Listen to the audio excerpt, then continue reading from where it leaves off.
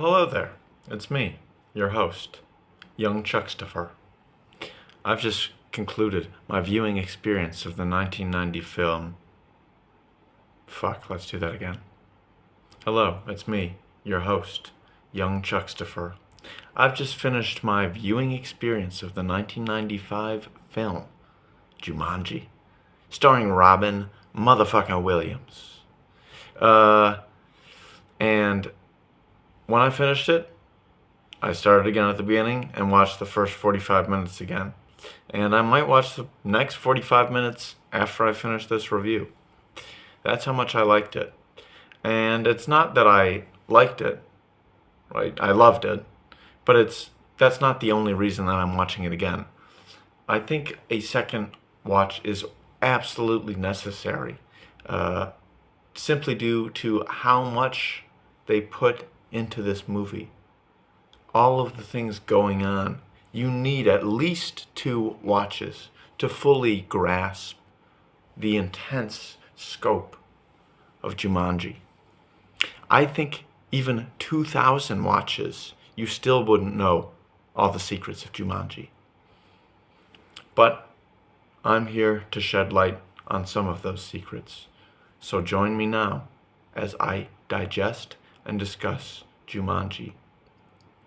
Let's start with our protagonist, perhaps. The first protagonist we meet, young Alan Parrish.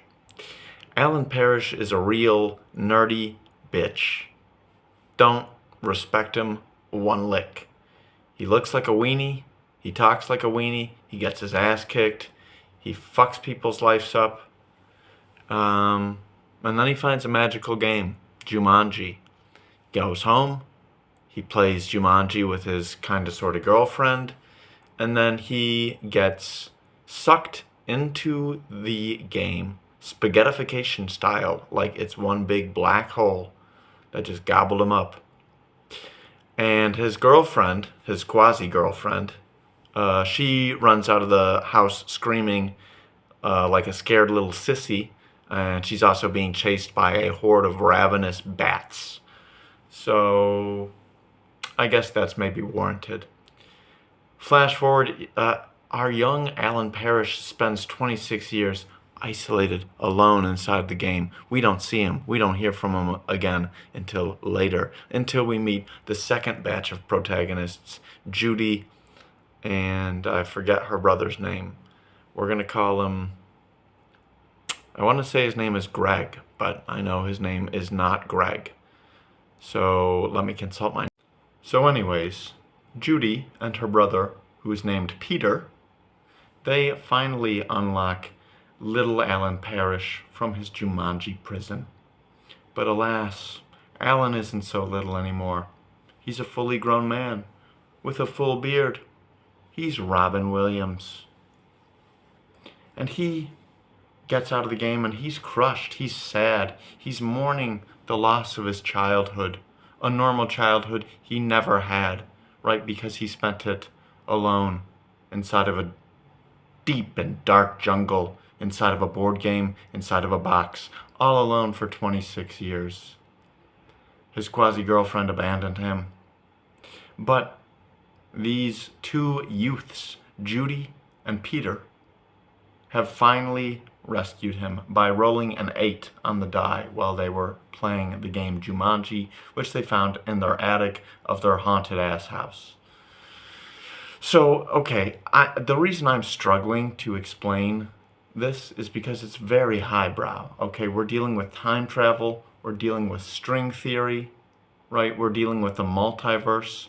All of these things we don't realize when we start the film, but by the film's conclusion, all of this is revealed to us. Okay? So knowing what I know, it's a little hard for me to piece everything together. All right, so instead of killing myself over impossible tasks, I'm just going to focus on the simple things that we can talk about this movie, aka the characters I liked, the things about this movie that I appreciated. Okay? Don't saddle me with some Sisyphean task and expect me to do it, okay? I have a job, I have a social life, I need to stay in shape.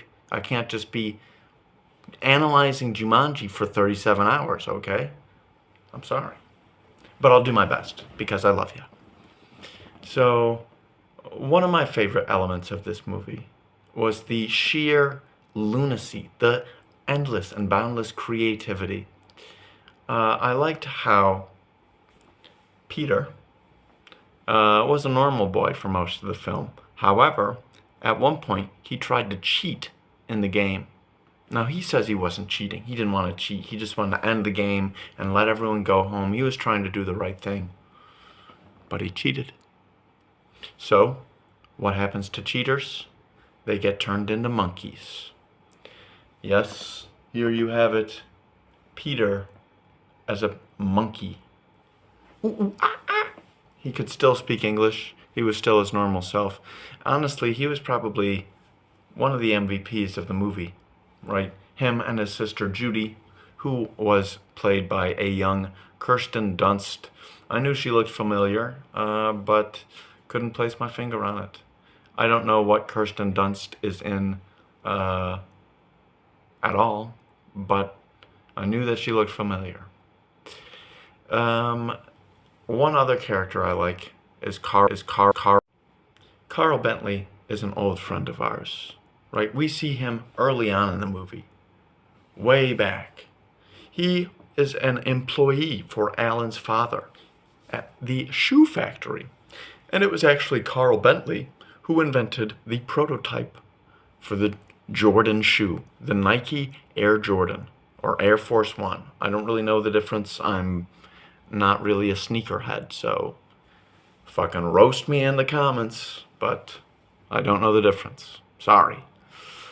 But we wouldn't have it at all if it wasn't for Carl Bentley, right? Alan gets Carl fired from his job accidentally for allowing Carl to take the blame for Alan's mistake. This is why I called him a nerdy little bitch who ruins people's lives. Okay? 27 years in the future, after Alan had been living inside the Jumanji game, we come to find out that Carl Bentley is no longer a shoemaker. He is a police officer. Not one of them crooked cops. He seems like a good-natured, honest cop. Really not a very likely thing, right? Suspension of disbelief. But I was willing to do it, right? Seemed like a good-natured cop, maybe a little silly, but wouldn't shoot an unarmed civilian. I don't think he did, but he might have in this movie now that I think about it. Well, can't take the bite out of the dog, they say. Another character that I enjoy is Van Pelt. Van Pelt is a white imperialist hunter, which are three things that I normally don't like. And his character in this movie makes him easy to hate, right? Because he's constantly trying to shoot Robin Williams, and more importantly, he's a white imperialist big game hunter. Despicable. Anyways, I like him not because of his occupation or his ethnicity. I like him because he provides a sort of comedic relief underneath his rough exterior. There are scenes in which he's getting crushed by paint cans or launched across a grocery floor store on a... What I'm trying to say is he got fucked up by a genius contraption, and he sold it well, beautifully. A reason I selected both Carl Bentley and Van Pelt as two characters I appreciate in this movie is because they both have a moment in the film. They each have individual scenes where they do the iconic, high-pitched, uncharacteristic girly scream. Right? The right? The little fucking, you know what I'm talking about. The little right? That little scream that we do when we're really afraid. Usually tough, manly man don't scream like that. At least that's what they say. But when they're put into the heat of the kitchen, they be screaming like little bitches. So I appreciate movies, and I that is one cliche that I always appreciate. Right, the when the serious character, when the straight man gets a little bit silly. Uh, when they do a silly scream that you wouldn't expect them to scream. Right? It warms my heart. All right, let's talk. Jumanji really shines because it's a film that incorporates elements of many other different films, but still manages to make itself completely unique. Right? In Jumanji, we have Home Alone style scenes where the villain is constantly thwarted by genius mechanisms from gifted youths, right? Child prodigies of self-defense.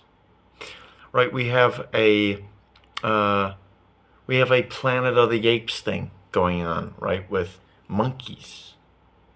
They pay homage to Wizard of Oz several times throughout the movie. I see elements of Dr. Dolittle in Jumanji, right? With the whole silly animal movie with kooky animals, exotic zebras, lions, right? The plot of Cat in the Hat, starring Michael Myers, is basically a ripoff of Jumanji. In Jumanji, the two children need to fix their house before their adoptive mother returns. Their aunt, she's their aunt. And in Cat in the Hat, the two children need to fix the house before the mother returns home. Literally the exact same plot. Nobody talks about this. Nobody but me. Okay? The symbolism here in this movie is dripping, right? It's thick, it's juicy. The villain, Van Pelt, is actually played by the same actor who plays Little Alan Parrish's father. The father that he had trouble with, the father that he thought didn't love him, the father he was afraid to face. Lo and behold, that father manifested in the villain. And as soon as Robin Williams, aka Alan Parrish, learned to face his fears, he won the game. Jumanji. That's what you say when you win the game. Jumanji. Okay. Like I said, you would need hundreds or perhaps thousands of watches to fully understand the lore and the magnificence of Jumanji. Right? I'm not going to explain the string theory, multiple universe ending to you. I don't want to spoil anything. Right? I'm not going to talk about the time travel. I'm not going to talk about the butterfly effect. I want you to think about these things for yourself when you watch the film. So I'm not going to spoil nothing. Instead, I ask, if you haven't seen it, that you watch Jumanji and you think about, how can we make movies like this again? That's all I ask. Thank you, as always, for joining us on our movie review. Thank you so much. Love you lots. What movie will I watch next time? Only time will tell. Bye-bye. Bye-bye.